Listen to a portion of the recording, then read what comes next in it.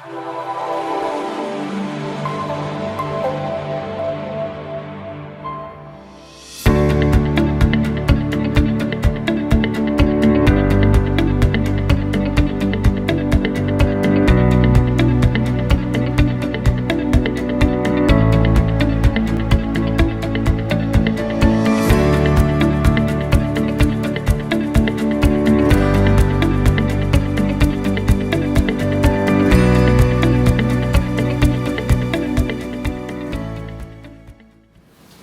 ne peux pas pour que la bouteille arrive là, mais pendant que la bouteille doit arriver là, il faut que je me dise que si je dois amener cette bouteille au niveau du gobelet, que je n'ai plus besoin de revenir ici pour y aller.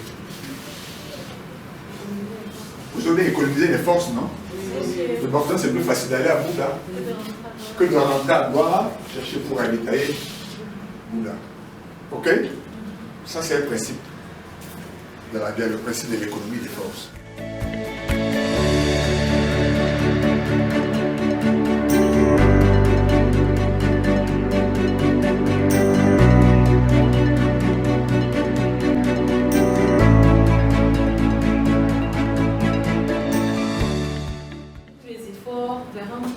Précis qu'il faut atteindre. Dans une entreprise, par exemple, la mienne, il y a de la production, il y a la commercialisation.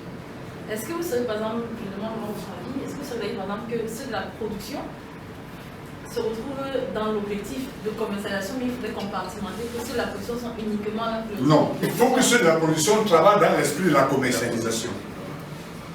Il faut qu'ils se mettent dans l'esprit que ce qu'ils produisent doit être commercialisé. Mais ils ne commercialisent jamais. Non, non. Ils ne peuvent pas commercialiser. Vous ne pouvez pas vous en sortir. Vous ne pouvez pas vous en sortir. Le principe, c'est de leur faire comprendre que vous produisez dans l'esprit de la commercialisation. Donc, vous devez faciliter la tâche de la commercialisation en sortant des produits de qualité. Qui respectent les normes. Qui respectent les normes et autres. C'est ça. Et celui de la commercialisation, il faut qu'il évolue en sachant que celui qui est chargé de produire la matière première a besoin du succès de la commercialisation pour pouvoir réaliser la matière première. Et là, vous mettez en œuvre le principe d'économie des forces, c'est-à-dire vous montez vos forces en synergie, de telle sorte que le résultat vous permet d'aller vers un autre but. D'accord ?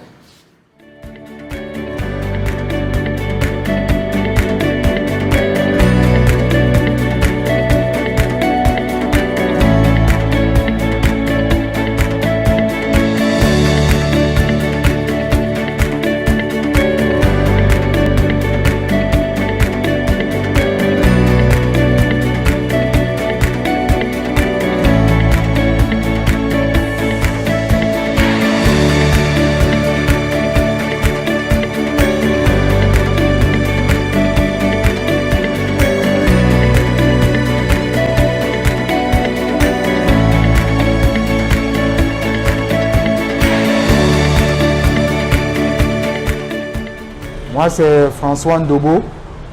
Je viens du GIC Jamor, précisément en Tolo, dans le Lunako, département du Mungo, en Konsamba. Nous faisons dans l'agro-pastorale et la pisciculture.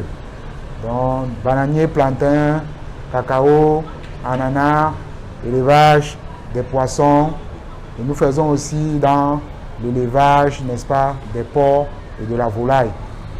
Oui, le cours que nous avons fait aujourd'hui, c'était, n'est-ce pas, les stratégies militaires dans le domaine de l'entreprise avec le colonel Puiche, qui était vraiment très très enrichissant et ça nous a encore boosté une fois de plus dans notre façon de travailler, n'est-ce pas, dans notre entreprise.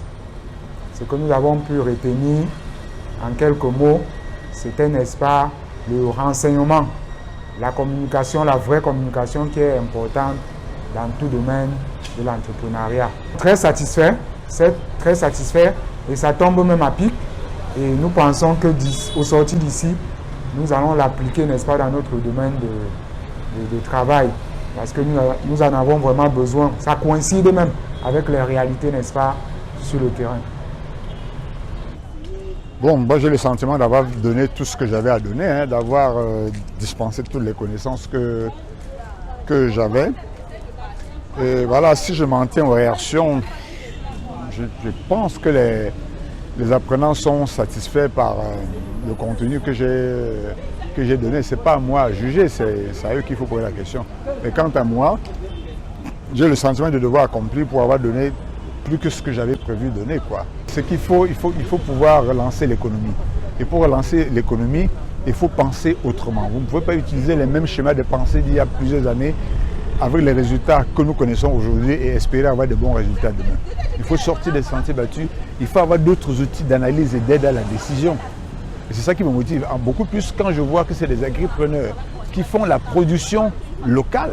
Ils ont besoin d'être soutenus pour pouvoir entrer en compétition avec les produits qui viennent de l'étranger. Ça, c'est une motivation vraiment supplémentaire. Il faut qu'ils puissent être présents sur le marché camerounais afin que les importations puissent être limitées exactement dans le domaine qui sont les leurs. Voilà ma motivation. Relever, donner de la valeur aux chaînes endogènes. Après les enseignements verbaux que nous venons de faire, il faut encore du temps pour faire de l'accompagnement personnel au cas par cas, selon les entreprises, selon les difficultés, et voir comment on peut adapter ce qu'ils font aux connaissances. Donc ben voilà, c'est adaptable, c'est à la carte. Donc on est disponible à les aider à faire des formations, pas des formations pratiques, à voir comment adapter ce qui est fait. Rien n'est figé, hein, rien n'est figé. Ce que je viens de dire, ce n'est pas parole d'évangile. C'est modifiable, c'est adaptable en fonction du contexte. Voyez-vous, il y a un participant qui vient de me poser la question, entre son entreprise et sa famille, qu'est-ce qu'il va choisir? Voyez-vous, c'est une thématique comme celle-là, avec l'expérience, on peut résoudre. Je lui dis, si vous choisissez votre entreprise, parfois, vous allez avoir une entreprise florissante, mais vous aurez une vie sociale en déliquescence. Vous n'aurez rien gagné. Donc, à la fin, il faut savoir faire un savant dosage entre les deux. Donc, il y a des thématiques diverses pour lesquelles, au cas par cas, pratiquement, on peut assister les personnes qui nous sollicitent. Premièrement, il faut constater que si nous avons des échecs aujourd'hui en économie, c'est parce que les outils d'aide à l'analyse et à la décision sont quelque peu dépassés. Il faut penser autrement. Et moi, penser autrement, c'est intégrer la stratégie militaire dans le processus d'aide à la décision dans les entreprises. Parce que la stratégie est d'essence militaire d'abord. Donc, faire cette transposition de la stratégie militaire à la stratégie de l'entreprise, pour moi, c'est l'innovation que chaque entrepreneur aujourd'hui doit pouvoir appliquer. C'est sortir des sentiers battus, c'est ajouter un plus à ce qui est fait avant, pour pouvoir avoir des résultats différents de ceux que nous avons aujourd'hui. En début de formation, j'ai félicité les GEBA, j'ai félicité les promoteurs pour l'initiative qu'ils ont prise d'associer à la formation de leurs agripreneurs la stratégie militaire appliquée aux entreprises et aux administrations. Je les félicite, c'est une décision audacieuse parce que, parfois, on n'en parle pas beaucoup, très peu de gens connaissent son existence. Donc, quelqu'un comme celui-là qui prend le risque de faire enseigner cela à ses apprenants, je dis c'est à féliciter, c'est coup de chapeau pour les GEBA. J'espère qu'ils vont continuer à innover et dans beaucoup d'autres domaines pour l'intérêt des jeunes agripreneurs et entrepreneurs. Je suis disponible, je suis prêt à aller partout où il faut. Je suis à la retraite, donc tout ce que je fais aujourd'hui, c'est un accomplissement. Si je peux apporter une contribution pour la jeunesse, voilà, je suis très prêt à le faire. C'est-à-dire rendre tout ce que ce pays m'a donné.